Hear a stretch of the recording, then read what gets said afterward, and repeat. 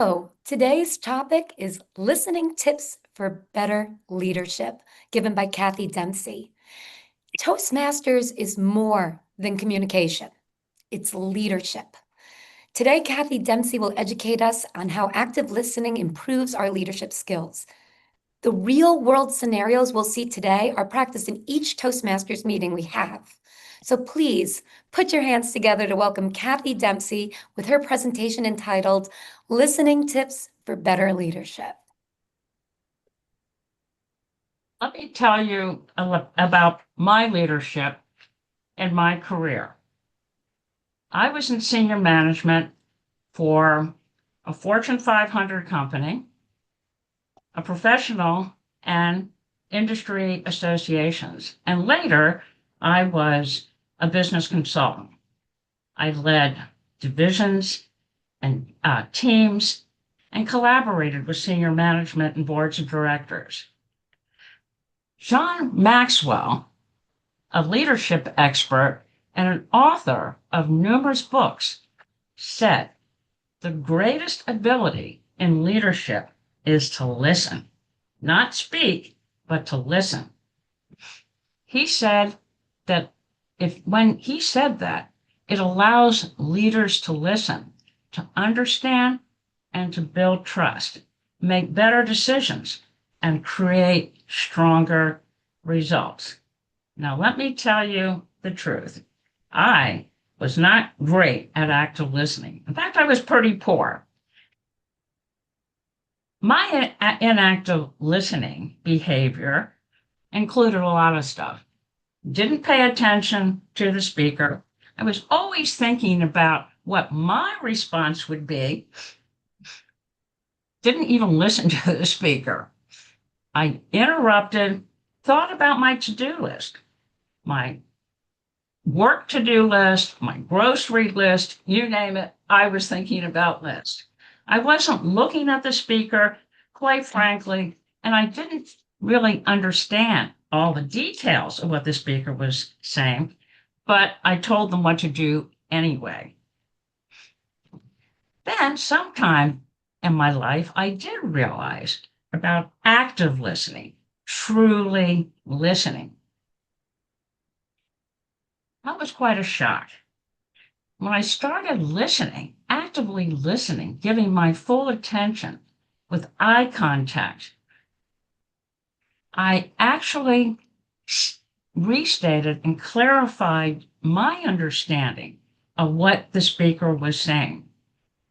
I responded with empathy and worked with the speaker, collaborated with them to get some kind of agreement to results and a timeline. No confusion, understanding. The listener, we both felt good, and we were ready to march forward. Now I'm going to show you, you're probably wondering, what inactive and what active listening is. We're going to look at a slide here.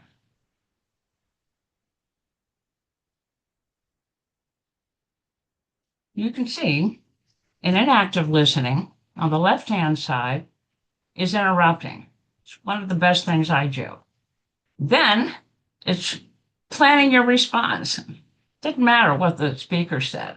It's being distracted, being dismissive, and jumping to conclusions. Active listening, on the other hand, be attentive. You don't interrupt. You paraphrase. You want to make sure you understand. So you tell the speaker, oh, this is my understanding. Is this right? And ask clarifying questions to get it right. You respond with empathy and you have patience. Now that I've shared my story and what inactive and active listening is, I'm going to give you some examples, demonstrations of what inactive and active listening is. Thanks to our wonderful Toastmasters, they are going to shine a light on all of this. So there are two scenarios. The first scenario is a one-on-one meeting with a manager. Lori, this is Lori and Akeem, and then Karen will be a part of it. But the first part is Lori. The scenario is it's a one-on-one meeting with Lori, the employee, and she's bringing a problem to her manager, Akeem. Her manager, Akeem, will demonstrate inactive listening. Then the other manager, Karen, will demonstrate active listening. So the spotlight is on Lori. Lori and Akeem.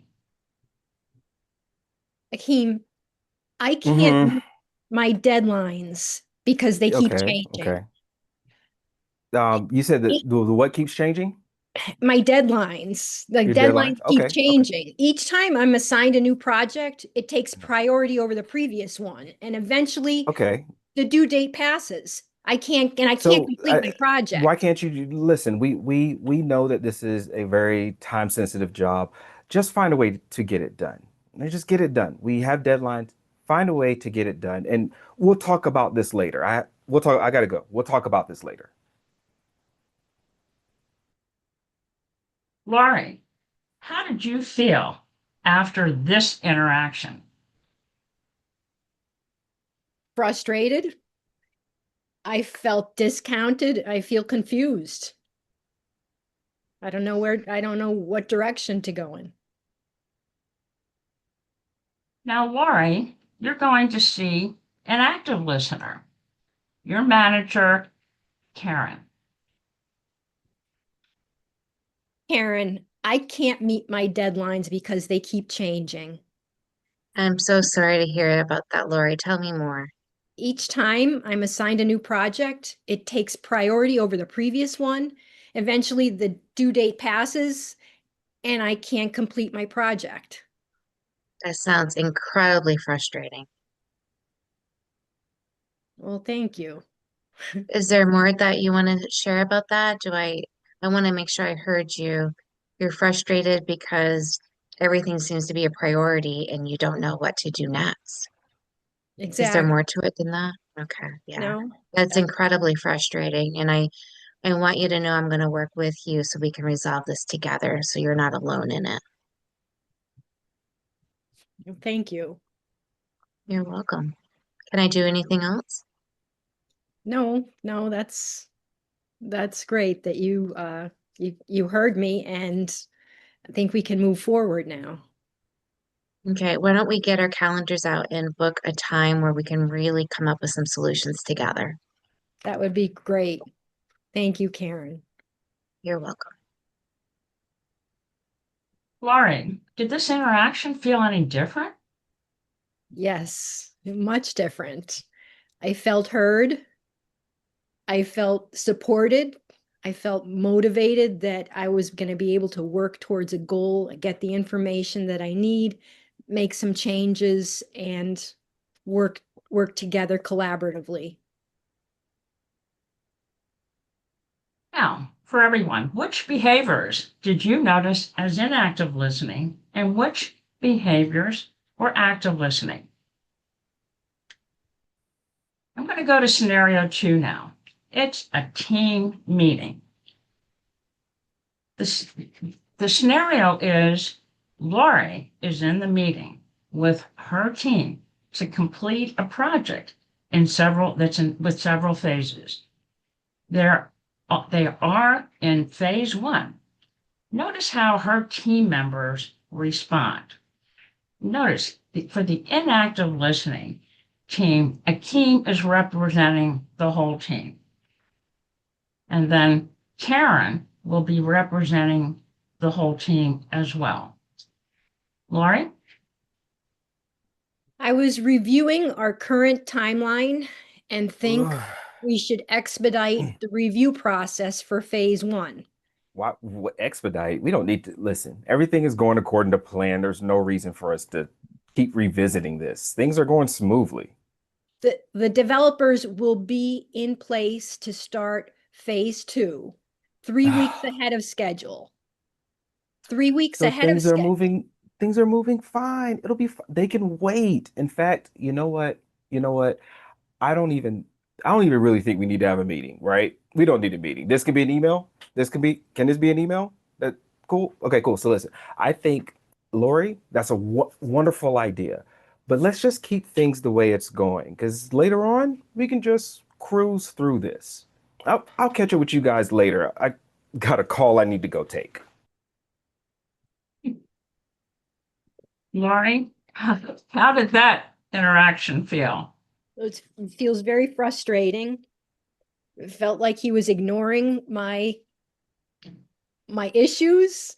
I'm confused about what direction to go in, and it seemed like we're stalled here. Nothing's going to get accomplished. Now let's go to another scenario. Let's watch it again.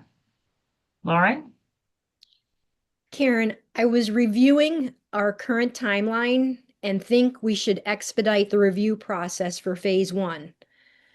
The developers will be in place to start phase 2, and that's 3 weeks ahead of schedule. All right, the team and I could not agree more with you. Like, wow, what great attention to detail that you are seeing that things are ahead of schedule. Kudos to you for being on your A game. And the team and I are going to support you however we can to expedite this so that we are ready. Be proud of your work today. How else can I support you? Just being attentive and willing to work towards a goal is very supportive. Thank you. The team and I are all in. We're here for you. Thank you. Lori, how did you feel about this team meeting? I could just feel the stress exiting my body with those supportive words. I felt like she listened to me. I felt included and confident that our team can move together towards goals. Now, for all of you in the audience who have been on teams like I've been, how did the act of listening change the interaction? How would you feel in either team? Let me just tell you again a little about my personal experience. I've been in a lot of team meetings, mostly inactive listeners, very frustrated. Sometimes I felt like walking out of the meeting. I didn't. I controlled myself. Once in a while, I did come into an active listener meeting. What a shock. What great things we accomplished. We were productive, inspired. We moved on and we felt good and we really got to know each other. It was terrific. And in some cases, I'm still friends with some of those people. Now, we're going to transition. We're going to go over that slide again to review what inactive and active listening is. Now that you've seen what inactive and active listening looks like, take a look at it.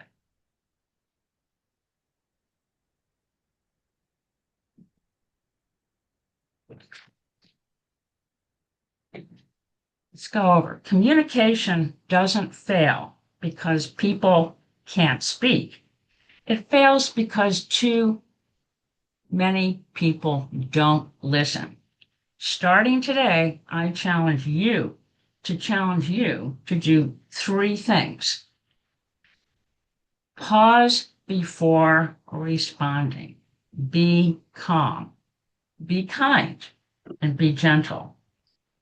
Ask at least one clarifying question to understand the issue and get direction.